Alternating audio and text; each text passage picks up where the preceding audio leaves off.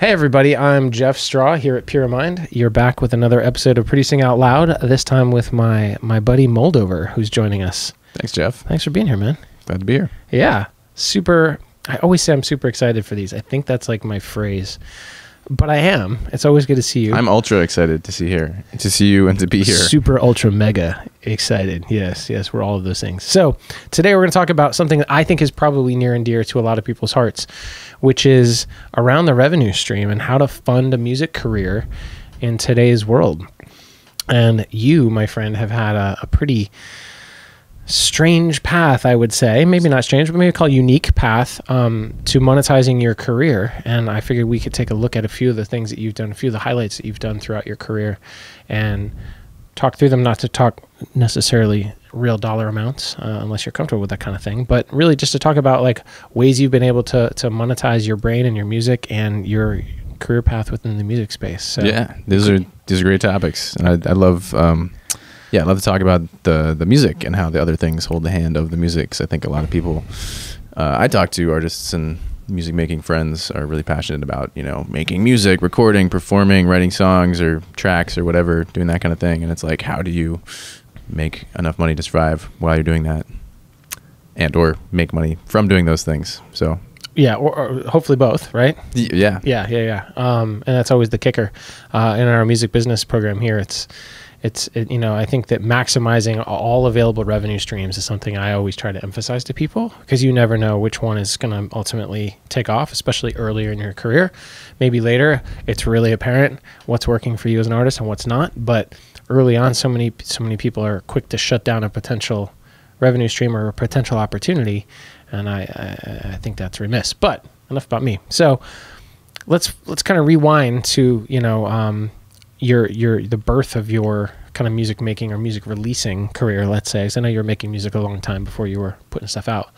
But talk about the two projects that we have sitting in front of us here. Yes, the physical things. Yeah, the things. Yeah, so the first major independent release I did was this album, circa 2009, self-titled, and CD was the format of choice. I remember those days. You remember these optical spinning discs full of digital information that could be music? They're a pretty cool format. The CDs were already kind of on the way down at this point, and I was certainly not buying CDs or handing them out as readily as some other media, but I really wanted to do a physical album release. I really wanted there to be physical media, and that's part of what motivated the whole concept of playable packaging, of which this was the first realization. It was mostly because I was dedicated to doing a physical media release. I didn't want to be handing people my shrink-wrapped cardboard sleeve CD, and I was super inspired by other artists who kind of went further to do more with the physical album artwork. When I was young, I was super inspired by a band called Tool, not just by the music, but they did crazy stuff with album artwork where they'd have hidden pictures. You could pop out the black plastic tray holder and there'd be like a picture behind that thing, which nobody would ever see if you didn't know to pop that out. Release after that had like a moving picture on the front cover, and the one after that had a booklet with transparent layers. Just all these like really innovative things. Yeah, that we're certainly like related to the music. It's more art, but I just thought it was really cool to have a multimedia experience and a tangible physical object to experience, that went in parallel with the audio music experience. So that was the main inspiration for going as far as this. It was a buddy of mine who had made business cards out of circuit boards. Saw that and I was like, oh my God, you could totally make CD artwork out of circuit boards. And if you're going to make artwork out of circuit boards, you may as well put a circuit on it. And thus was born the Light Theremin CD, where you can press the button and it makes noise, and it's got lights sensors. So as you interfere with the light, you can make all kinds of silly sounds or serious sounds. Very serious. They can get serious too. I love that you name check Tool, because they're one of my favorite bands, and perhaps the first episode we've gotten to nerd out about them a little bit. But the other piece before we move on from those guys that I think that is such a nice corollary to draw is that a lot of the visual imagery they use in their album artwork, they use in their stage presence. And that's something that, you know, they didn't necessarily create. I think a lot of bands do that. Is that something where you've taken any of these concepts and moved them into your live show? I know that your new video, you certainly did. Yeah, gradually more and more of that. I was a little bit hesitant to be like Mr. Circuit, Mr. You know, electronics, whatever. But kind of as I did more and more projects like this, like making and building things in the electronics realm, I just kind of like gave way to the fact that like that is a really simple sort of icon, you know, whatever archetype of visual imagery that like everybody gets, like the circuit board or something to do with microchips or whatever. It's just like an iconic thing, and people more and more have begun to associate that with me. So, you know, why not? I'll embrace that and make a video where I'm in a giant room covered by these things. Yeah, which is cool. We can clip to that. Say stop when you say slow. I won't say do if I don't know. I won't say shit 'cause I got the show. I am not your... All right. Thanks for watching. So it is a great video. Another interesting way, though, that it wasn't necessarily by design early on, but you sort of saw the adoption and kind of went with it, right? It sounds like. Yeah, you mean as far as the success of... Yeah, well, you didn't want to be Mr. Circuit, and now it's sort of like become synonymous with you on a certain level, and you just embrace it because it works. Yeah. Right? If it can be part of your brand and not feel like detracting, then why not? Yeah, that's so that was all self-funded. 2009. Yep. Short run. I got to think you didn't sell 100,000 of these, or else we wouldn't be sitting here talking today. I was expecting to sell about a dozen because the price tag was $50. Like I didn't, you know, I was hand making these, ordering the circuit boards, you know, in these very small batches. Knew nothing about manufacturing, or you know, I kept just kind of following this text file I had full of instructions on how to like order a circuit board with the design I made. So, you know, I knew like nothing about electronics, electrical engineering, or circuit board layout. Yeah, so I thought I'd sell it. Back is the song titles, right? Yeah. And those are actually etched in the circuit board? Yeah, I mean, that's where a lot of the art is. I just cut you off, but that's no. really cool. The visual, there's a whole bunch of stuff on there. Yeah. The front side is actually a maze that connects to the back side. It's a three-dimensional maze because it connects to the back side. And the CD... shows you the solution to the maze, and it exposes all the iconography hidden in the solution of the maze, and there's an icon attached to each song. So super geeky, huh? But like, how much thought and energy went into that, instead of like, oh, I found something on Google image search and I slapped my logo on it. That would have been way more practical, Jeff. I am doing that next time. You just met Moldover's next album designer, and it's me with Google image search. Awesome. No, but like, I applaud you for the amount of like kind of labor of love that goes into something like that, man. So anyway, so you sold more than 12 at $50 pop. Yeah, I made a video, one of my fun, you know, somewhere between like I'm explaining a thing and it's entertaining. Edutainment, I think they call it. You're good at those. One of my well-loved edutainment videos that went viral, and then all kinds of people were buying the album not knowing anything about me previously because of the novelty of the artwork. And to date, I've sold about 2,000, like plus or minus. That's awesome. Yeah. That's awesome. So moving into, I guess, the more recent, well, I wanted to talk a little bit about MOJO, because I want to go semi chronologically, and I think that would be next out of like what we were chatting about, right? So you made a few controllers for yourself. You made Octamasher. We're not going to go there to talk about those, but we can link to those as cool festival install things that you've done and got known for.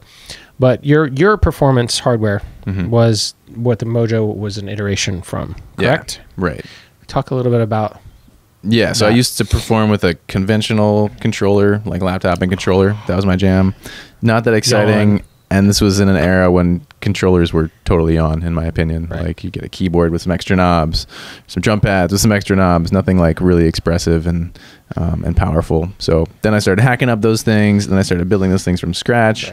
And the MOJO was the fruition of that, where I'd started making things that looked beautiful, had this expressive nature, were really durable compared to stuff you could, you know, buy from a music store. And other people were, you know, where can I get one of those? I want one of those. And I decided to make it a product or monetize it or whatever, mostly to serve those people and seeing like, you know, wow, there is some demand for this kind of controller. So like a really heavy duty, unique, but also like ergonomically laid out and cool. Like that's one of my favorite things about the thing, is the way that you shaped buttons to the physical shape of human hands, right? Yeah. Yeah, I'm not the first person to do that. Okay. With some kind of interface, there's keyboard, Sure. computer keyboards that are all hyper ergonomic. But those upset me. I've never But your tried thing one. I like. Yeah, well, it makes a lot of sense in a lot of ways. Yeah. All those other interfaces, like a grid of knobs or buttons, and something that emulates like a studio mixer or whatever, is not really designed around your hands the way violins and saxophones and guitars and all these things are made to interface directly with your hands or Right. your mouth or whatever. So making a controller that did that seemed like a really natural thing. So those you did sell 12, right? Yeah. Is that the magic number? Something around that? Price tag was a lot higher. Yeah. Turns out there's a limited market for like Super high end. super high end. I mean, it's actually the same with guitars and stuff. Yeah. Like there aren't that many people that drop $2,000 on a guitar when you can go and buy one for like $300. That's pretty good. It gets you close and playing in the same arena. Yeah. You got to really be enough about that and my guitar buying habits. Sorry, honey. Anyways, so what did you learn? Like, what were some of the takeaways there from a project like that? You go into it thinking, I don't know if anybody's really going to be into this. All of a sudden, you got some orders coming in. Mm-hmm. What was it? Some of the takeaways, and what did you learn? You good? So I thought there'd be all these other people kind of riding my coattails, emulating or just coming to it on their own, by their own means. This performing with it's okay. Performing with controllers with a virtuosic level of skill. And it turns out there aren't that many people who are that dedicated to it. You kind of have to have this serious drive to do the kind of practice it takes to learn a musical instrument really intimately. You have to have some kind of vision because there's really no, we don't have the Jimi Hendrix and the John Coltrane or whoever to look to for how do I do this? What do I look like when I'm doing it? There's Right. no rule book. So you're kind of writing the rule book at the same time. And then people who had the means to, throw down a big chunk of cash for an expensive controller, again, when you could buy something cheaper, that would get you some of the way there. Yeah. It's such a flexible instrument. With controllers in general, right? It's not like a guitar where you hold down the D string on the 3rd fret, you're going to get a F. It does with what you tell it to do, right? And so you've got to have that vision. And I think that a lot of people, while they certainly might be able to emulate things, don't necessarily have that creative vision, which is tricky. It's one of those hard things to really just have. And some people have it or they don't. Yeah, and then that was another big surprise, is most of the people used it with a template that I made, that would let you use it out of the box. It wasn't as cool as all the extra plugins and things that mine, my performance setup did, but almost everybody that used it, just used it for the way I was here, use it like this. So yeah, it was a good education, I guess, in understanding the market, if you will, for musical instruments. Cool. So then, through that process, you partnered with Livid Instruments on what piece of that? Because you said you partnered with them a little bit. Yeah, they made the wooden enclosure and also the brain of the MOJO. The brain. You need brains for something as powerful as the MOJO. Yes. So, in working with them, I'm kind of nodding over here to the next piece of the show and tell here in Pyramind, the guitar wing. Yeah. I know very little about this, which is funny because I'm a guitarist and I'm about to put this on my guitar when we shut the cameras off and go play with this thing. Walk me through, as I know there's videos on how to use this whole thing, and without going too in depth, but just the basics. What's this guy for? What's this for? Okay, so this spun out of another instrument I made called the Robocaster, which was a partnership with a guitar maker in the East Bay, Oakland, actually, called Visionary Instruments. He makes super awesome guitars, and we wanted to emulate the modest success that I had with the MOJO with Livid, so I partnered with him. We made this guitar that had all kinds of sensors, joystick motion sensors, all kinds of arcade buttons. It's kind of like having a MOJO built into your guitar. And it turns out there's a lot of really cool things you can do with that combination. Yeah, I bet. So do you play that in some of your videos? Yeah, that thing is awesome. Oh, thanks. That's like my axe. So that thing is everything I could ever want it to be. Right. But again, it's that's a $3,000 instrument, limited market. So that, and then you're also there's one guitar plus all the cool electronics, right? And as we know as guitarists, those that aren't, Yeah, probably got more than one guitar. There's a lot of variables into that, right? Yeah, and you're Yeah. force feeding that one guitar choice instead of simply saying, "Here's the cool electronics add-on," Yeah. which this then became. Yeah, and we Right. knew that going into that, making that guitar. But I make fine controllers. Visionary Instruments makes fine guitars. Right. I get it. Natural to make that thing. Livid, on the other hand, makes relatively inexpensive, mass manufactured or semi-mass manufactured controllers. So making something like this made a lot of sense. And it turns out that they're also guitar people. Like, that was their background. Nice. Especially their main shop guy was like all about making guitars, and controllers were just like kind of a newer and therefore more lucrative business. Cool. So they were super into the idea, and so Jay Smith, the CEO, known him for a long time, and he had the vision to believe in the thing I had made, that was the Robocaster, and also my ability to like bring a lot of the concepts and the design work that I had done for that instrument into something that would be mass manufactured. So that was really cool, because they're like a smaller, more nimble company. They had space in there for somebody like me to come in and say like, yeah, let's make it really ergonomic. Don't make it a grid, make it something that like feels good, like in your hand, the shape of the thing. Let's make it kind of like a guitar, a little bit angular, but a little bit smooth and curved and sexy. And like, it was a really beautiful collaboration with this, small group of people there and me. And we made something that's like super, super affordable, attaches to literally any guitar. You can even like hack it in a cool way that I just made a video about, so you could make it into just this flat piece and stick it on an acoustic guitar. And it lets you just use any existing guitar you have the way that I use a Robocaster to do all this cool control effects or control playback or anything you want, really. Nice. Yeah. That's awesome. So that's still in the market, right? And will be sort of in perpetuity, right? Because as long as they're a business, they're going to be making these things. Totally. Without discussing too much in detail, you got, I would think, an upfront and probably a back end piece, a royalty piece. I got off a these royalty guys? piece. There was no upfront, so it was a good faith kind of collaboration. But it worked out great because it's a successful. That's awesome product. And they're sold worldwide. Yeah, this was even like their first product to be carried in Apple stores and Sam Ash and Guitar Center and all that stuff. So, oh boy, that's cool. Yeah. All right, so we're talking about ways to monetize your music career, and a lot of people are like, but Jeff, I don't make circuits and MIDI controllers, and this doesn't have anything to do with me. Well, first of all, you're a different guy, but one of the things that we're going to jump into now, I think, is something that a lot of people have either explored or are super curious about, and maybe are like a little gun shy for whatever reason. But you did a Kickstarter campaign for this next project, and crowdfunding has been around for quite a while. It's not anything that's brand spanking new. And certainly some artists have had incredible success, and a lot of people have like not been able to come up with their campaign. You made a bid for a $15,000 campaign. We're going to look at it here in a second. I was trying to find that original page. And you ended up getting $35,000 in pledges for 4-track. Yeah.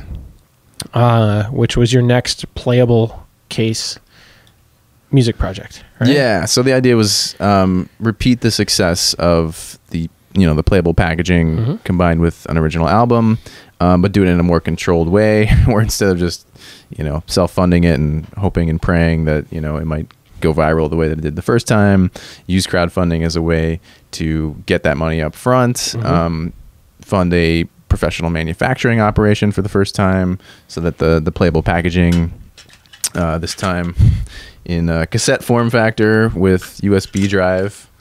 These will be around for at least, I don't know, another year. The way it goes. Thanks, Apple. Yeah. With another instrument built into it called the Voice Crusher. That I'll demonstrate in a minute. But this was like the primary like reward, and the idea was like, I've already made the prototype of this thing, and so it was kind of like half fund this crazy physical album artifact and half fund this more traditional music album recording project where like I want money for some studio time, upgrade the equipment in my studio, the sort of typical making an album kind of stuff. And how much do you think, and it's hard to attribute to it, but how much do you think one played into the other? Like, did you get feedback from people that, it's because of the physical piece and the crazy circuit bending kind of stuff that you did? Or was it as much like the faith in you, just the artist, and wanting to see your creative output? Do you know? It's hard to say exactly. I actually did like a little survey of people who ordered that album and try and figure some of that out. Right. and I could understand some generalities, which there are people who are just like, wow, I love. There's maybe 3 or 4 types of people. There's people who are like, I just love Moldover. I love the stuff he does. It's really creative and awesome. Like, I'm going to support this person. There's some people who are like, on the opposite end of the spectrum, like, I don't really care about Moldover or his music, but he does crazy stuff, and I want to own it because I love owning this cool, weird, quirky stuff. You know, so they're like, oh man, like another piece of the coolest album packaging I think anybody's ever done. Like, I'm gonna buy that. Right. So that's the opposite end of the spectrum. And there's people in the middle who are like, yeah, I wanna hear his album, you know, and I mess around with weird noises and make sounds and record stuff. So I could totally use that, you know, in my project somewhere or something like that. So, you know, it's like a spectrum. I bet those are the fun surveys to get, right? The people that are like, oh, I don't give a fuck about you and your music. I just want to play with the toy you made. Those are really enchanting, aren't they? Yeah, no. But they still bought it. That's legit, though. So, hey, and they're honest. So that's also legit, right? I don't know. It's funny when, you know, you open things up to the broader internet. We get all types. Don't we? Anyways, so congrats on a successful thing. That came out almost a year ago. You said last August, right? This was released August. And you did a music video, which we mentioned earlier to as a companion piece to it, which is a really fun video. Thanks. Catchy ass song. And you're either tiny or your circuit that you live in is huge. One or the other. I'm not exactly sure, but fun concept, right? Like you kind of embrace the whole circuit inside the circuit vibe with the video concept. Who helped you with the set design? So that was primarily Danielle Garcia, who's a local director, among other things. He's a fantastic musician as well. And so he came up with the idea of like, I want to shrink you down to like microchip size and put you inside the voice crusher. And, you know, and I was like, okay, you know. Sure, buddy. Let's do it. All right. So, yeah, I actually wound up being like really heavily involved in designing and building that set. But it was a super fun project. I love just turning a left, you know, complete left turn and being like, all right, I'm gonna be making cardboard microchips and water bottles into resistor for like the next 3 weeks. It'll be great. Right. But yeah, it was totally worth it. Well, and you know, it's like just like this, man. It's commitment, right? Like I think a lot of artists look at a guy like you and have some of the success that you've had, and we're gonna talk about some of the big artists that you've been lucky enough to work with recently, and they think, fuck, why can't I do that? Right. And it's like the sheer, I don't know, tenacity and kind of persistence that you've had over the course of your career. It really speaks volumes, man. Nice. Like not everybody's willing to give 3 weeks and you did that at your place, right? No, it was a borrowed space. Okay. Well, that's a little bit better. Yeah. But even so, like to live and breathe that project for that long, just to shoot a cool video that, you know, however many thousand people are going to watch, it's kind of a gamble, but like I would hope to think that, you know, as a part of your overall career and branding, it's important. It's important to be committed, and if you're not going to do it all the way, like, well, what's the point, really? Yeah, right. That's been my driving philosophy. Yeah. Well, it shows, right? It shows. Like, I don't know. So, moving on. Well, show them what this thing does. I was trying to find an apropos moment to like pull this up. I'll just transfer my voice.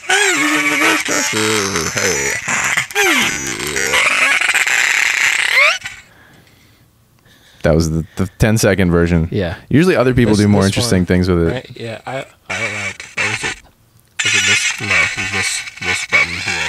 And go down. Nope. Yep. Well, alrighty then. You can edit that out. I hope I didn't just break that. No, it's hard to break. Yes. Okay. That was the most magical thing that happened, I think, was just grabbing the acoustic feedback. You can sometimes awesome. I shut turn it off.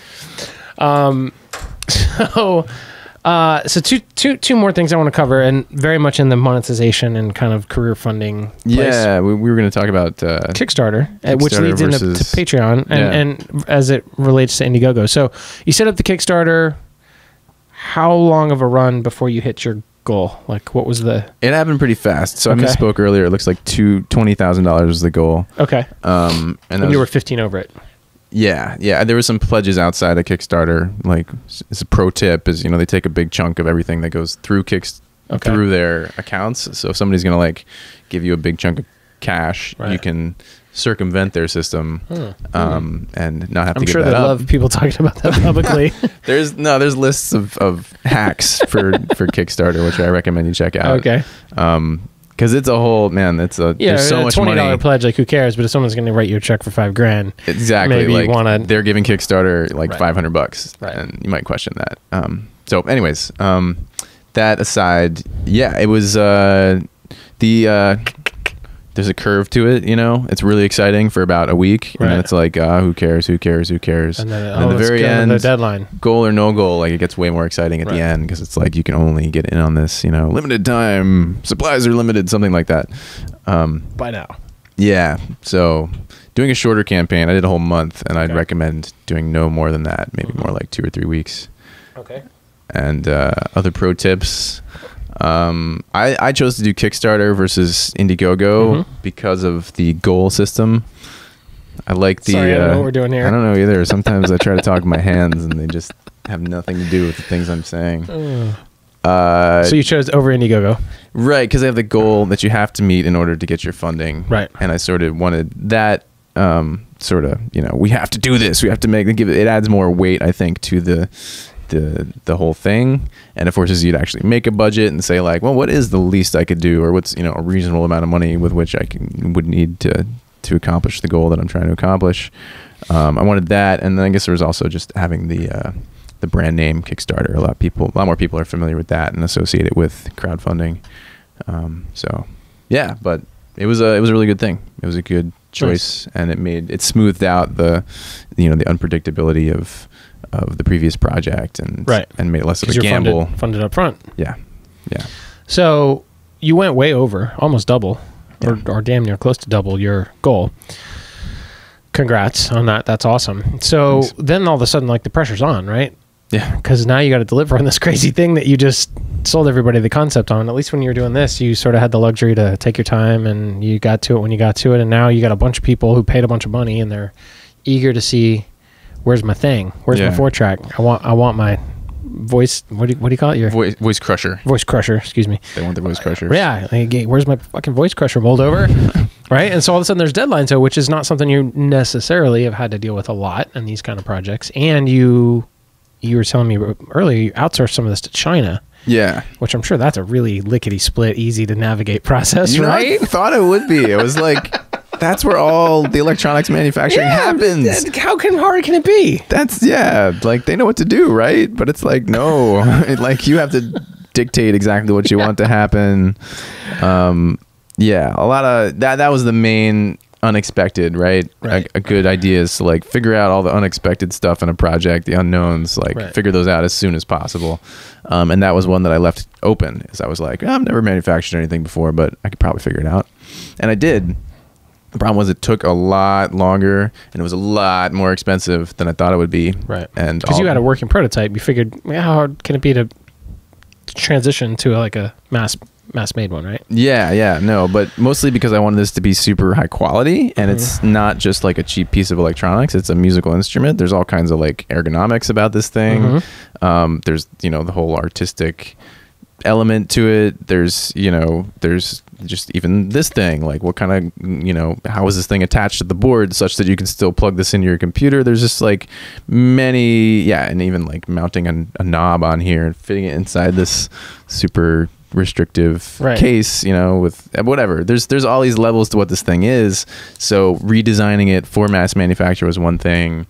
Then there was understanding like sourcing components in huge quantities and why that's cheap and how to make it cheap, and import-export problems. Like it's not necessarily cheaper just because you're doing it in China. Like labor is cheaper, yes, but if you want like a nice speaker or a nice microphone of a specific form factor in a certain quantity, like you might have to import it from somewhere else to China. Right. And that was a whole bunch of what made this really challenging and expensive in the end compared to what I thought it would be. Right.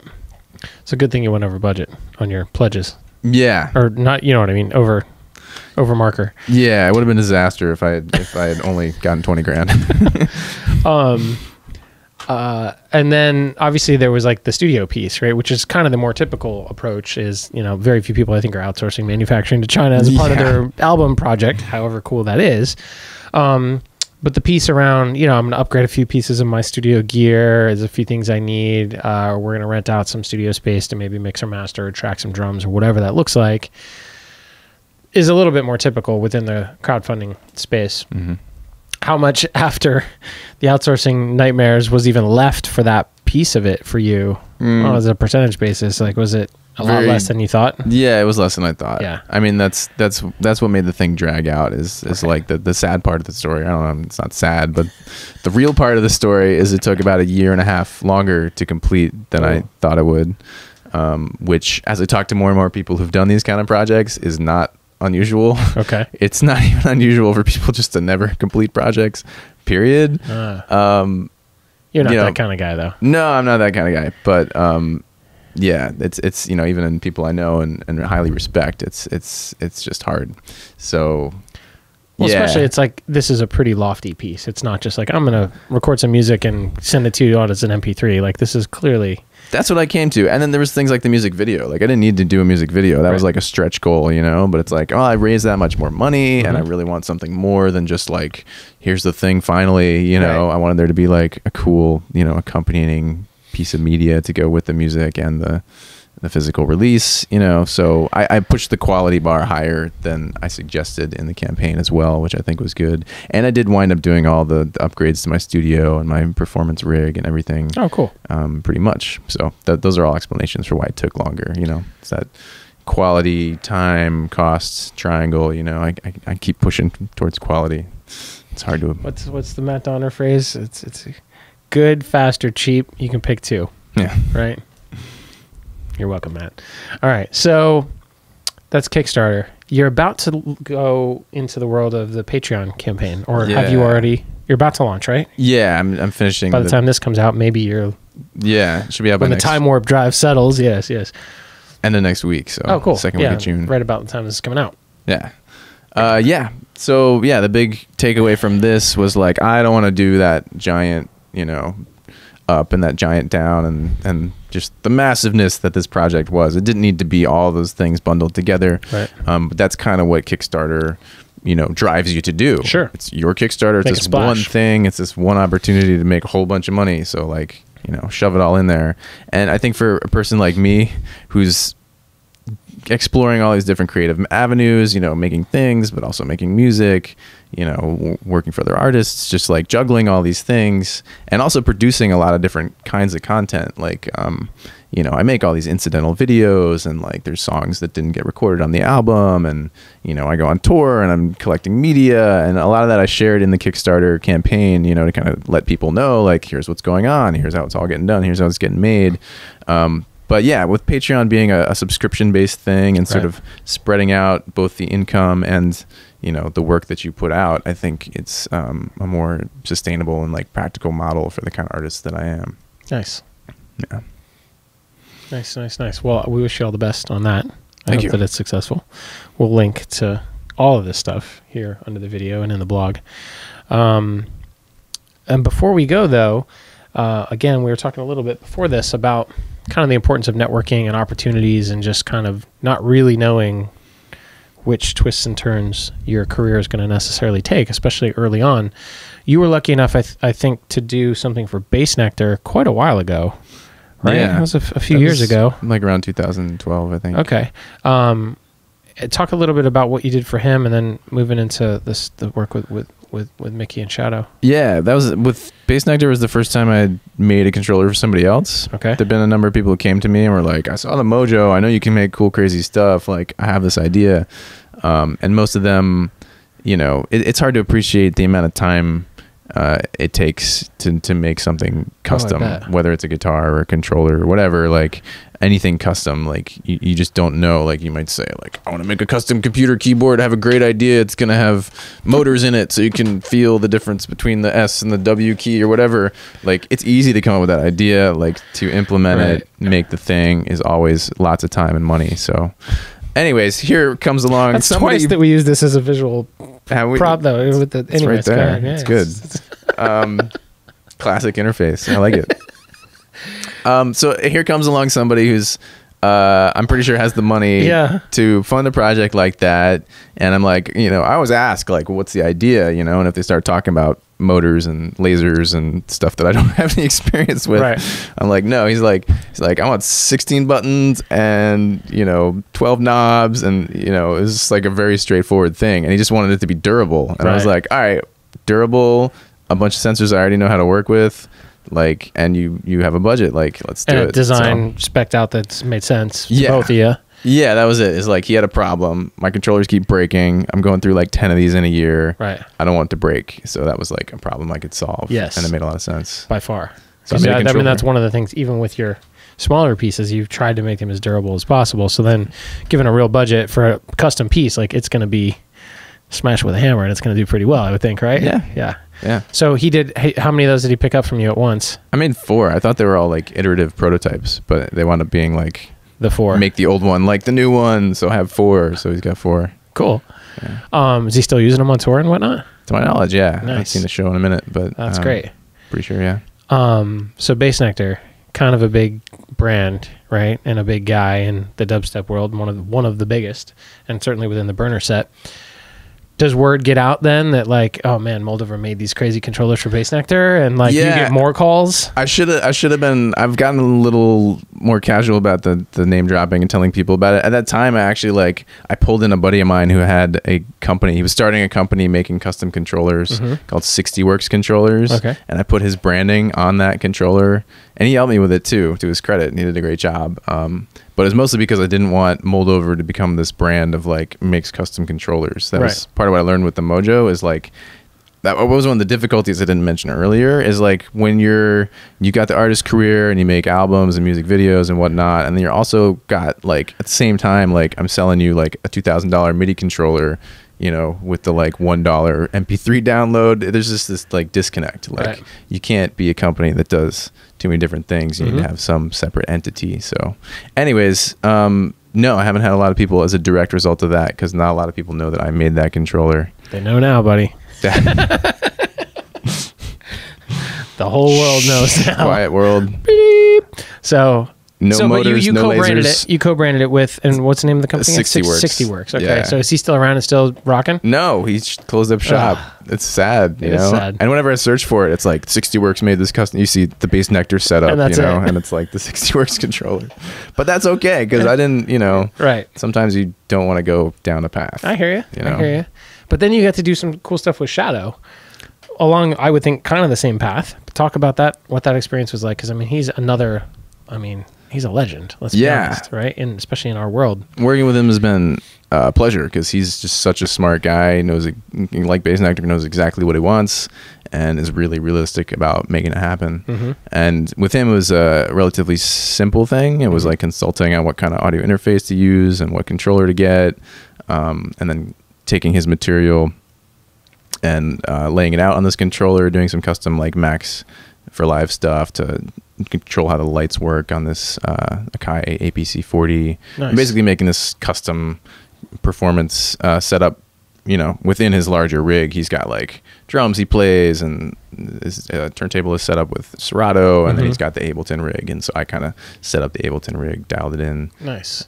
made it work to his liking. So really much more around performance tailoring an existing setup than custom building something from scratch, right? Yeah, but and that's there very wasn't much your wheelhouse after all of your own performance history, right? To Max for Live and macros and what's going to control what, and forethought around how can we accomplish this end goal. Yeah, and there's a big element to that which gets downplayed almost anytime I show people my work, because the hardware is flashy and looks like nothing anybody has, right? But there's always these custom software things happening that are at least half, if not more than half, of anything that you're playing to do with controllers.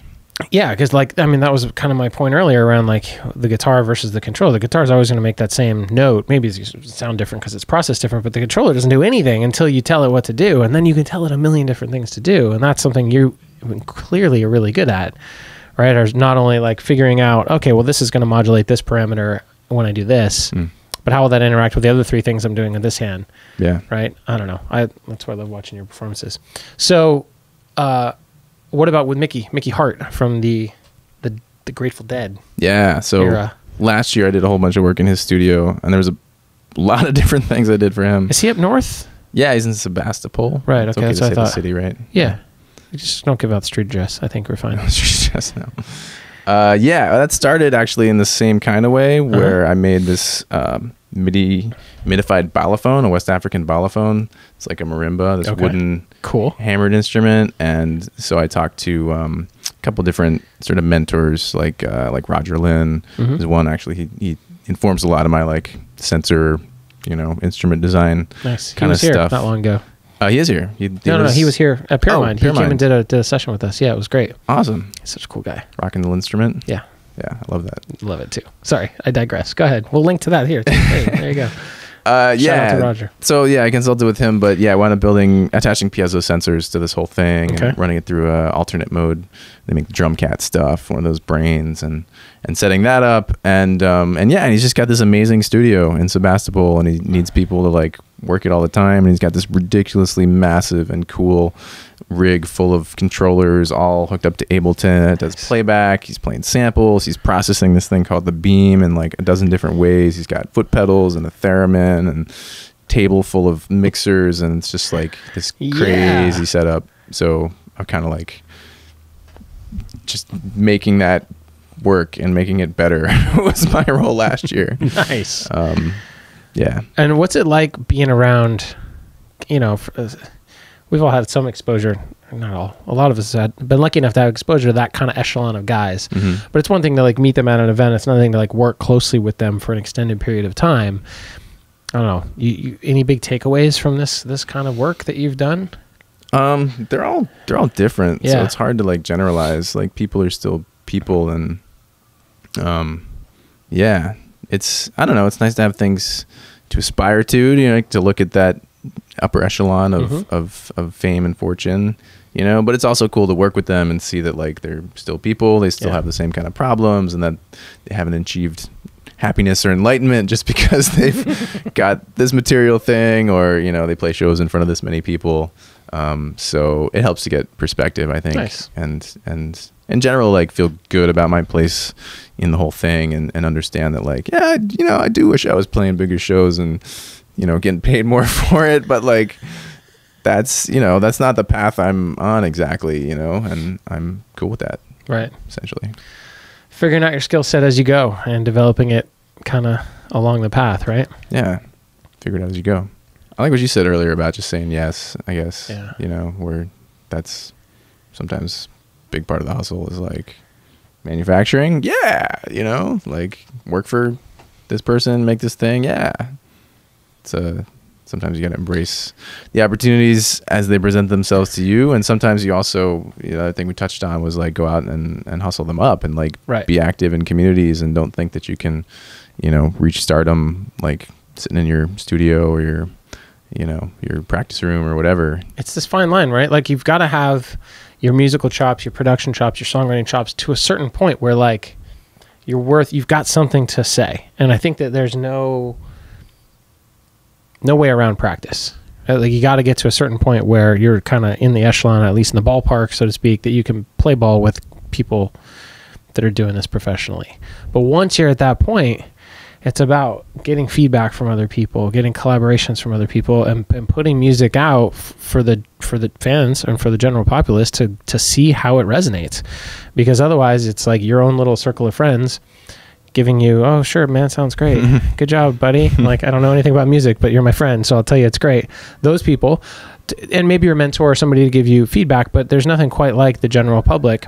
And calling something done enough to say, this is ready for the world. I'm now, maybe I have to make more of them, but like the product itself, the project, the music, the whatever is done, release it, and then you can look on to what's next. And you might not know what is next, but there's a power to like just finishing and birthing creativity into the world. And I think that so many people get stuck into like, oh, what if it's not good enough, or maybe I should tweak that snare drum a little bit more, and the endless cycle, as opposed to saying, you've had some really big milestones throughout your career of things you can look back on, and like, you're not an old guy, you know what I mean? You've done a lot of cool stuff. I can only think that what the next 10, 20 years is going to bring for you. It's really exciting, Well, I want to know. Yeah. We'll talk later. Cool. Bust out the crystal ball. It's like right here. Hey. Yeah, I shaved my head for this, and then I wore a hat. Damn it. I shaved my head and I wore this wig. It's a bad idea. All right, well, here we are with hairstyle tips for men here at Pyramind. Thank you very much. Katie, you'll have fun with that. All right, well, thanks so much for being here, bro. It's always really good to see you. Maybe we'll have you back sometime soon. Who knows? My pleasure. And yeah, keep an eye out here for all things Moldover. We'll try to keep people up to date with what you're up to. And thanks again, buddy. Yeah. If you've got questions around any of this stuff or ideas around other episodes, you can hit us at producingoutloud@pyramind.com. We love hearing ideas, feedback, comments. You can leave them in the comment section here on YouTube. Obviously, we check those out. But and or you need to get a hold of Moldover, they can do that through your website and socials, I would imagine. Moldover.com. There you go. And it's worth mentioning them on the Pyramind Mentorship Network now. So if you want to mentor, well, holy moly, what's up? Yeah.